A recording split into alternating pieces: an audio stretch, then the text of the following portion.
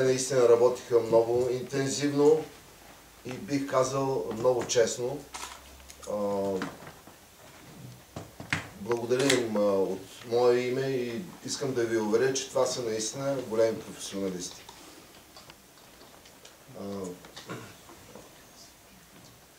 Искам да ви запозная и с съпътстващите събития, които ще бъдат включени в Софийския театрален салон. Това са така едни акции, които Съюза на артистите поддържа, подкрепя и финансово. Това ние го правим всяка година. Единият проект е на гилдията за съвременни сценични изкуства. Това вече стана традиция. Нашето желание е да подкрепяме развитието на съвременния театрален език. Това са млади хора, най-вече студенти, които се опитват да правят нещо различно. Много е трудно в днешно време те сами да се справят и заради това ние ги подпомагаме всяка година. Повярвайте ми, това, което правят е много интересно и се заслужава да бъде видяно от публиката и да бъде подкрепено. Заради това и ние го правим. Другият проект, който ще съпътства Софийския театрален салон, е интерактивният проект на нашата гилдия за сценични изкуства, на сценографите. Това е една инсталация Lux Lumen. Lux Lumen.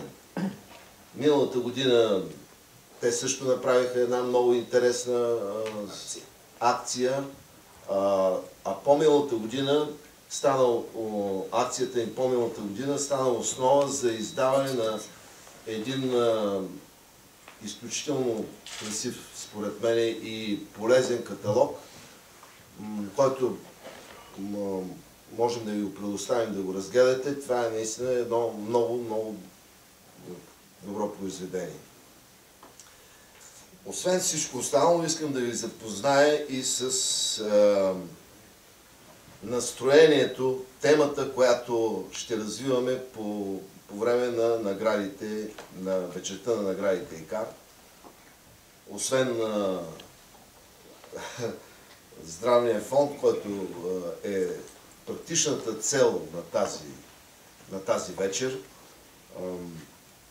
ние всяка година определяме тема, върху която, така да се каже, ще свирим вечерта на награди.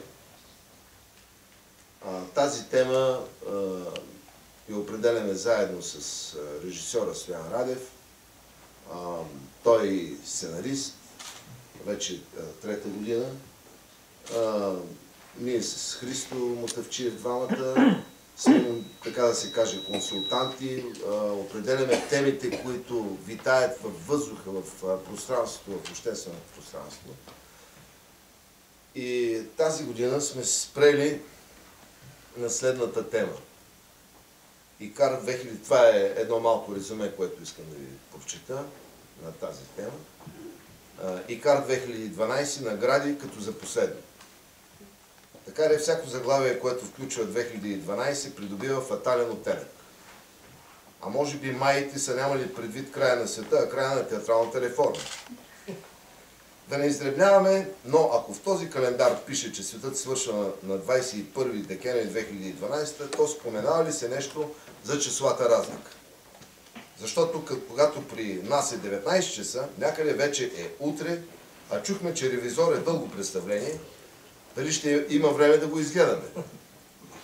Хубавото е, че след края на света можем да се надяваме сценаристите на продължението да са по-добри.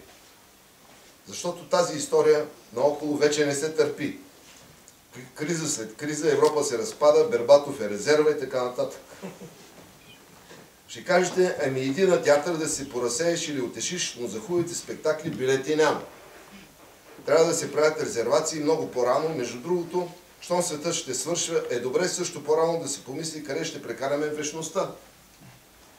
Въобще през 2012 година човечеството е изправено пред много въпроси. Ние обаче да си раздаваме наградите, защото артистичните заслуги са сега и за винаги. Няма да обръщаме повече внимание на дреболии като Апокалипсиса, дори земята да изчезне. То значи Икар няма да има къде да падне и ще продължава да лети. В театъра всяка вечер се ражда и умира един свят. И най-добре играе този, който играе като за последно. И както всяка година, церемонията ще бъде посветена на най-високите постижения на българския театър. Този текст е едно шеговито описание на нашата тема. С това ще се занимаваме вечерта на Икари.